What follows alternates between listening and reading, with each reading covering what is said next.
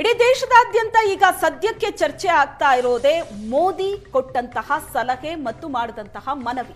ಇದರ ಬಗ್ಗೆನೇ ಚರ್ಚೆ ಆಗ್ತಾ ಇದೆ. ಬೆಲೆ ಏರಿಕೆಯ ಸುನಾಮಿ ಅನ್ನೋದು ದೇಶವನ್ನ ಯಾವ ರೀತಿ ಅಪ್ಪಳಿಸುತ್ತೋ, ಬೇಸಿಗೆ ಬಿಸಿ ನಡುವೆ ಬೆಲೆ ಏರಿಕೆಯ ಬಿಸಿ ಕೂಡ ತಟ್ಟುವಂತಹ ಸಾಧ್ಯತೆ ಇದೆ. ಈಗಾಗಲೇ ಚಿನ್ನದ ಬೆಲೆ ಏರಿಕೆ ಆಗಿದೆ, ಅದರ ಜೊತೆಗೆ ಪೆಟ್ರೋಲ್ ಡೀಸೆಲ್ನ ಬೆಲೆ ಏರಿಕೆ ಆದರೆ ಅದರ ಹೊಡೆತ ಬೇರೆ ಬೇರೆ ವಲಯಗಳ ಮೇಲೂ ಕೂಡ ಬೀಳುತ್ತೆ. ಅನಿವಾರ್ಯವಾಗಿ ಮತ್ತೊಂದಷ್ಟು ವಸ್ತುಗಳ ಬೆಲೆ ಕೂಡ ಹೆಚ್ಚಳ ಆಗುತ್ತೆ. ಇದು ಈಗ ಜನರನ್ನ ಟೆನ್ಷನ್ಗೆ ತಳ್ಳಿದೆ. ಹಾಗಾಗಿ ಜನಾಭಿಪ್ರಾಯವನ್ನ ನಾವು ಸಂಗ್ರಹಿಸ್ತಾ ಇದ್ವಿ. ಬಹಳಷ್ಟು ಜನ ಕಾಲ್ ಮಾಡಿದವರು ಹೇಳ್ತಾ ಇದ್ರು, ಪೆಟ್ರೋಲ್ ಡೀಸೆಲ್ ಬೆಲೆ ಜಾಸ್ತಿ ಆಗಿದೆ, ಮೋದಿ ಒಂದಷ್ಟು ಸಲಹೆ ಕೊಡ್ತಾ ಇದ್ದಾರೆ. ಅಂದ್ರೆ ದೇಶದ ಹಿತದೃಷ್ಟಿಯಿಂದ ದೂರದೃಷ್ಟಿಯುಳ್ಳ ಒಂದು ಸಲಹೆಯನ್ನ ಕೊಟ್ಟಿದ್ದಾರೆ, ಅದನ್ನ ನಾವು ಅಕ್ಸೆಪ್ಟ್ ಮಾಡ್ಕೋತೀವಿ ಅಂತ ಬೆಂಗಳೂರಿನಿಂದ ವೇಣುಗೋಪಾಲ್ ಅವರು ಕರೆ ಮಾಡಿದ್ದಾರೆ. ನಮಸ್ತೆ ವೇಣುಗೋಪಾಲ್ ಅವರೇ. ನಮಸ್ತೆ ಮೇಡಮ್. ನಮಸ್ತೆ. ಮೋದಿ ಅವರ ಈ ಸಲಹೆ ನೀವು ಅಕ್ಸೆಪ್ಟ್ ಮಾಡ್ಕೋತೀರಾ? ಖಂಡಿತ ಮೇಡಮ್, ನಾವು ಈ ಸಲಹೆ ಅಕ್ಸೆಪ್ಟ್ ಮಾಡ್ಕೊಳ್ಳೇಬೇಕು. ಓಕೆ.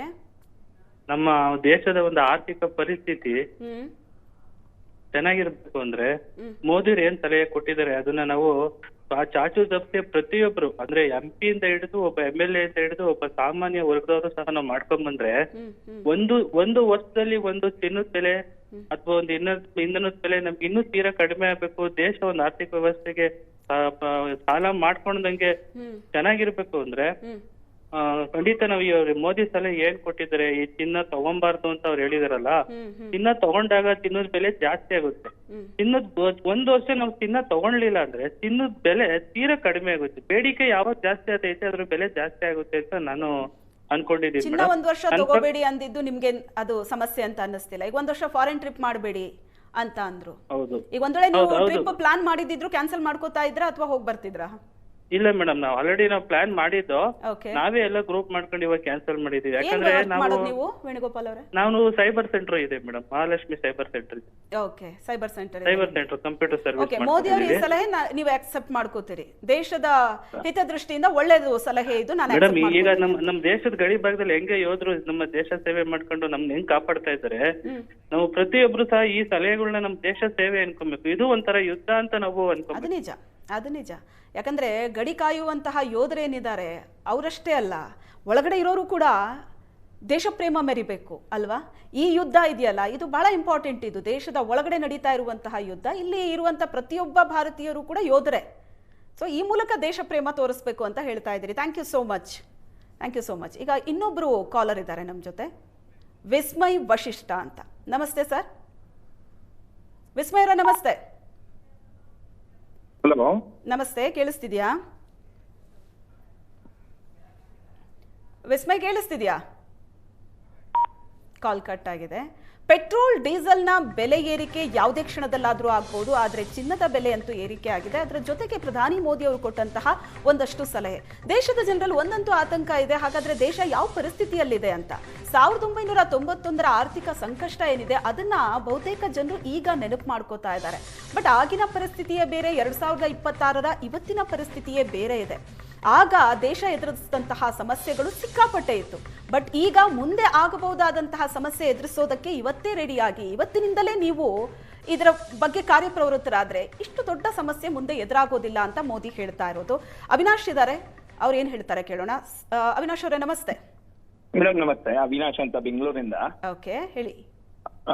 ನಾವು ಮೋದಿಜಿಯವ್ರನ್ನ ಅವರೇ ಹೇಳ್ತಾರೆ ಪ್ರಧಾನಮಂತ್ರಿ ಅಲ್ಲ ಪ್ರಧಾನ ಸೇವಕ ಅಂತ. ಒಂದು ಮನೆಯ ಹಿರಿಯ ಅಣ್ಣನ್ ತರ ನೋಡ್ಬೇಕು ಅಥವಾ ಹಿರಿಯ ತಂದೆ ತರ ನೋಡ್ಬೇಕು. ಮನೆಗೊಂದು ಕಷ್ಟ ಬಂತು ಅಂದ್ರೆ ಹೇಗೆ ತಂದೆ ಸಲಹೆ ಕೊಡ್ತಾರೆ ಆ ರೀತಿ ಮನವಿ ಮಾಡ್ಕೊಂಡಿದ್ದಾರೆ ಅವ್ರು. ಸಲಹೆ ಕೊಡ ನಾವೀಗಾಗ್ಲೇ ನೋಡಿದ್ರೆ ಬಹಳಷ್ಟು ದೇಶಗಳಲ್ಲಿ, ಉದಾಹರಣೆಗೆ US ಅಲ್ಲಿ ನನ್ನ ಫ್ರೆಂಡ್ಸ್ ಎಲ್ಲ ಇದ್ದಾರೆ, ಅವರೆಲ್ಲ ಮನೆಯಿಂದಾನೇ ಮಾಡ್ತಿದ್ದಾರೆ. ಸೌತ್ ಕೊರಿಯನ್ ಹೋಗಿದ್ದಾರೆ ಅಂದ್ರೆ ವಾಷಿಂಗ್ ಮಷೀನ್ಸ್ ಮತ್ತೆ ವ್ಯಾಕ್ಯೂಮ್ ಕ್ಲೀನರ್ಸ್ ಎಲ್ಲ ವೀಕೆಂಡ್ ಅಲ್ಲಿ ಮಾತ್ರ ಯೂಸ್ ಮಾಡ್ಬೇಕು ಅಂತಿದ್ದಾರೆ. ಆಮೇಲೆ ಶ್ರೀಲಂಕಾಲಿ ವೆಡ್ನೆಸ್ಡೇಸ್ ಹಾಲಿಡೇ ಡಿಕ್ಲೇರ್ ಮಾಡಿದ್ದಾರೆ ಎನರ್ಜಿ ಕನ್ಸರ್ವ್ ಮಾಡಕ್ಕೆ. ಆಲ್ಮೋಸ್ಟ್ ಎಲ್ಲಾ ದೇಶದಲ್ಲೂ ಫ್ಯೂಯಲ್ ಪ್ರೈಸ್ ಇನ್ಕ್ರೀಸ್ ಆಗಿದೆ. ಭಾರತ ಒಂದು ಬಿಟ್ಟು ಬೇರೆ ಎಲ್ಲಾ ದೇಶದಲ್ಲೂ ಫ್ಯೂಯಲ್ ಪ್ರೈಸಸ್ ಇನ್ಕ್ರೀಸ್ ಆಗಿದೆ.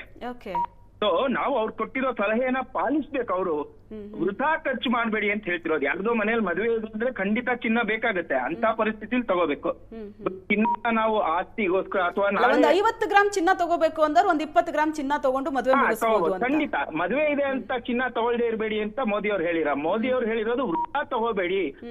ಕೆಲವರಿಗೆ ಇರುತ್ತೆ ಏನಂದ್ರೆ ವಾರಕ್ಕೊಂಚ 1 ಗ್ರಾಮ್ ಆದ್ರೂ ಚಿನ್ನ ತಗೋಬೇಕು ಅಥವಾ ಇನ್ವೆಸ್ಟ್ಮೆಂಟ್ ತರ ಮಾಡ್ಬೇಡಿ ಅಂತ ಅವ್ರು ಸಲಹೆ ಕೊಡ್ಬೋದು. ಅವರೆಲ್ಲೂ ಅಲ್ಲ, ಇನ್ವೆಸ್ಟ್ಮೆಂಟ್ ಹೌದು, ಅದು ನಾನ್ ಪ್ರೊಡಕ್ಟಿವ್ ಅಸೆಟ್ ಆಗುತ್ತೆ ಅದು. ಆ ಕಾರಣಕ್ಕೆ ಚಿನ್ನದ ಮೇಲೆ ಹೂಡಿಕೆ ಮಾಡೋದು ಬೇಡ ಈ ಟೈಮ್ ಅಲ್ಲಿ ಅಂತ. ನೀವು ಹೇಳಿದ್ರಿ ಬೇರೆ ಬೇರೆ ದೇಶಗಳಲ್ಲಿ ನಿಮ್ ಸ್ನೇಹಿತರು ಇರೋದ್ರಿಂದ ಆ ದೇಶಗಳಲ್ಲಿ ಪರಿಸ್ಥಿತಿ ಹೇಗಿದೆ ಈ ಯುದ್ಧದ ಎಫೆಕ್ಟ್ ನಿಂದ ಅನ್ನೋದು ಕೂಡ ನಿಮಗೆ ಪಕ್ಕಾ ಕ್ಲಾರಿಟಿ ಇದೆ. ನೀವು ಹೇಳಿದ್ರಿ ಕಂಪೇರ್ ಮಾಡಿದ್ರೆ ನಮ್ ದೇಶದಲ್ಲಿ ಆ ತರದ್ ಯಾವ ರೂಲು ಇಲ್ಲ. ಈಗೊಂದು ಏನೋ ತರದಕ್ಕೆ ಹೊರಟಿದ್ದಾರೆ ಅಂದ್ರೆ ನಾವ್ ಅದನ್ನ ಫಾಲೋ ಮಾಡೋಣ ಅಂತ. Thank you so much Avinash. ಯಾಕಂದ್ರೆ ನಮ್ಗೆ ಮುಂದಿನ ದಿನಗಳಲ್ಲಿ ನಾವು ಏನೋ ಒಂದು ತೊಂದ್ರೆ ಅವ್ರಿಗೆ ಗೊತ್ತಿರುತ್ತೆ, ಅವ್ರು ಇರುವಂತ ಪೊಸಿಷನ್ ಅಥವಾ ಅವ್ರ ಸುತ್ತಮುತ್ತ ಇದ್ದ ಜನರಿಂದ ಹಿ ಕ್ಯಾನ್ ಫೋರ್ಕಾಸ್ಟ್ ನಿಮ್ಗಿಂತ ಚೆನ್ನಾಗಿ ಅವ್ರಿಗೆ ತಿಳಿದಿದೆ. Yes, correct. Thank you Avinash ಅವರೇ, ಥ್ಯಾಂಕ್ ಯು. ಪಾಲಿಸುವಂತ ಪ್ರಯತ್ನ ಮಾಡ್ಬೇಕು. ಉದಾಹರಣೆಗೆ ನಾನು ಔಟರ್ ರಿಂಗ್ ರೋಡ್ ಅಲ್ಲಿ ಆಫೀಸ್ ಓಡಾಡೋದು.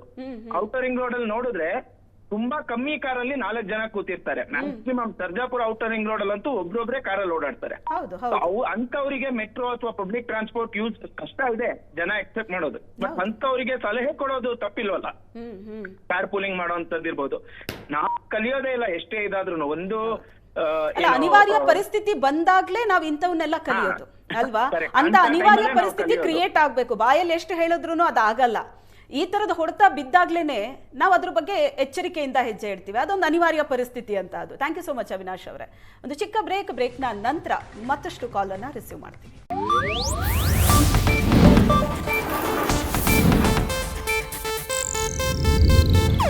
ಇದು ಏಷ್ಯಾನೆಟ್ ನ್ಯೂಸ್ ನೆಟ್ವರ್ಕ್ ಪ್ರಸ್ತುತಿ.